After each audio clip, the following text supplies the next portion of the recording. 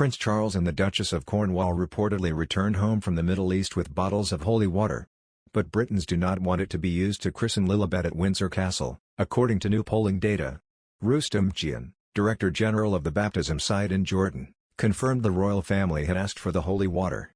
He told, "This time the embassy people asked for a few dozens, bottles, of holy water and we provided them with 5 dozen, 6 dozen, prior to this trip.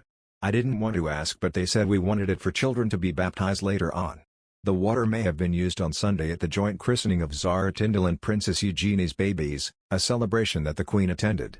In a poll of 20,495 people, held from November 17 to 22, a huge 94% of voters said Meghan and Harry's daughter should not be christened at Windsor Castle, as is tradition.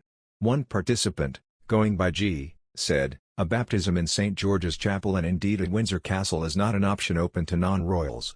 Harry has publicly declared his need to be a normal bloke and that he needed to walk away from what he called his privileged but toxic lifestyle for his mental health well-being. He cannot opt in and out of being royal.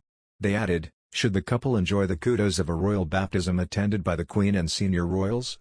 Certainly not. They are now self-proclaimed American royalty, so let them have Lilibet baptized in America." Another reader, Mrs. Mitchell, said, "I sincerely hope Prince Charles declines any request from his youngest son and his spouse to have a vial shipped over for use at a California christening." Lilibet's brother, Archie, was born in May 2019 and christened at Windsor Chapel just 2 months later. Lilibet, now 5 months old, is expected to be christened soon, but whether the ceremony will take place in the UK or the US has not been confirmed. After rumors emerged that the Sussexes were considering visiting the Queen this Christmas, royal fans became excited at the prospect of a Christmas christening for Lilibet this year. But a royal source has said the couple has not yet responded to their invitation to join the royal family at Sandringham. The source told, "There's a lot that goes into the logistics and the planning of the family Christmas, so of course, staff know that Harry and Meghan are not coming. If they were, they would have communicated it to their family by now." In the other hand, Prince Harry held no clear role as the second-born son of the future king and as the brother of the second in the line of succession. Members of the royal family lower in the pecking order have historically had to delineate their own path and responsibilities within the monarchy, royal expert Dickie Arbiter claimed. Mr. Arbiter suggested the lack of clarity about his position left the Duke of Sussex frustrated and contributed to his decision to quit his working royal position. Speaking to Today Australia, the former palace press secretary said, "As far as pecking order, probably an element of frustration there because there is really no defined job for the sixth in line to the throne, the spare as he was always called. And you've got to develop something on your own. There's no defined role for the Prince of Wales. Charles developed a role for himself, Andrew no defined role for him.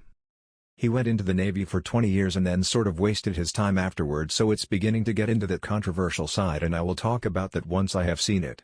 The heir and spare system has always dominated the British royal family since the beginning, with the dynamic often coming into play in earlier generations. The Queen maintained a healthy relationship with her sister Princess Margaret but were known to lock horns on occasions, especially in the early years of Her Majesty's reigns over Margaret's wedding plans. Prince Harry admitted to struggling with living as a member of the royal family, which came to a head when and his wife Meghan Markle left the royal fold in March 2020 in search of a new life in America. And his departure from customs may in the future develop into a precedent other younger members of the royal family may decide to use. In the documentary William and Kate, The Journey, Camilla Tominey said, "I'm sure all eyes will be on Charlotte, in fact, there'll be even more scrutiny for her because she's female." Documentary narrator Monica Hamburg added, "Princess Charlotte's birth has heralded a new era of girl power into the British royal family.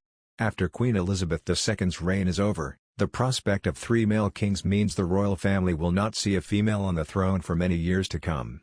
She added, "How lovely to have Charlotte bringing up the rear. She's rather uncuddly called the spare to the heir, as Prince Harry is." The documentary's voiceover added, "Princess Charlotte's birth has heralded a new era of girl power into the British royal family.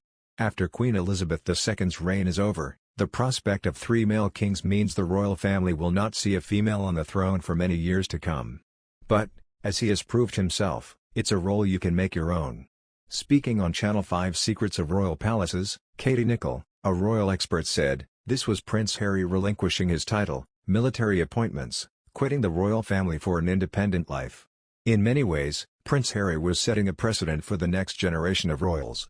If this works, it may well be a blueprint for Princess Charlotte and Prince Louis and other royal children down the line of succession."